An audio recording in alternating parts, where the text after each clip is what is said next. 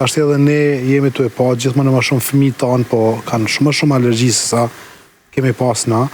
Një ide është që kjo po vjen edhe për shkak mos qëndrimit natyrë, mos ekspozimit në alergjen natyral.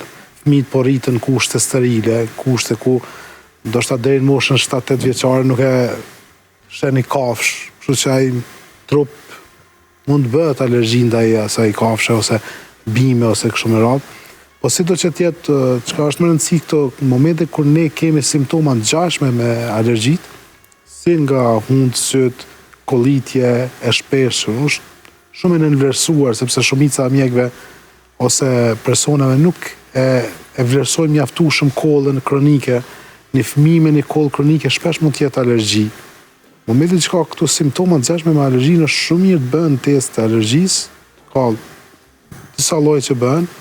Dhe pas marrjes një testi pozitiv, domethënë për një alergji, atëherë duhet ta bëj një studim. Kjo po mungon pak te popullata jonë, sepse e marrin vesh në çka janë alergji, po nuk e shikojnë në cilin vend ai bari është. Për shembull, ose ai po e zëm lis. Është lisi i plepit, është alergji në plep, po nuk e din ku ka plep, ose nuk e din as si duket lisi i plepit. Kështu që është shumë rëndësi me ditë kur e ka fazën e polenizimit, fazën kur është më ekspozuar ndaj aty, edhe vendit ku është, mënyrë që të evitoj, sepse nëse është alergji në pisha, mos shkoj në vende ku ka shumë pisha, sepse mund të ketë simptoma shumë të theksuara. Kështu që ta studioj pak edhe në gjendjen e vet. Dafina, cili është tretmani më i mirë që mund të bëjmë lëkurës në pranverë? Hidrofaciali është tretmani më i preferuar gjatë sinës së pranverës, sepse i largon ato papastërti, domethënë që gjatë që kanë flajt gjatë dimrit, po. Dhe jep dyqysh gjallëri e lëkurës, edhe lëkura merr ajër më ndryshe. Okej, ta bëjmë një kombinim kështu.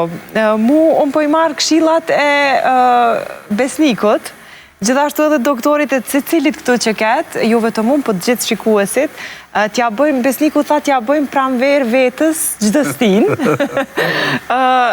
Mimoza tha që pranvera është shumë e bukur për të krijuar, për të zhvilluar kreativitet rreth punës që ne e bëjmë.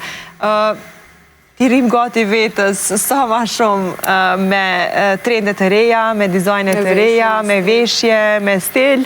Ti jemi të kujdesshëm në alergjit që mundën me na u shfaqe, njëkohësisht lëkura që t'jetë sa ma e ndritshme dhe e bukur, me mirëmbajtje të ndryshme dhe me SPF. Me krem dhe diellit gjithmonë.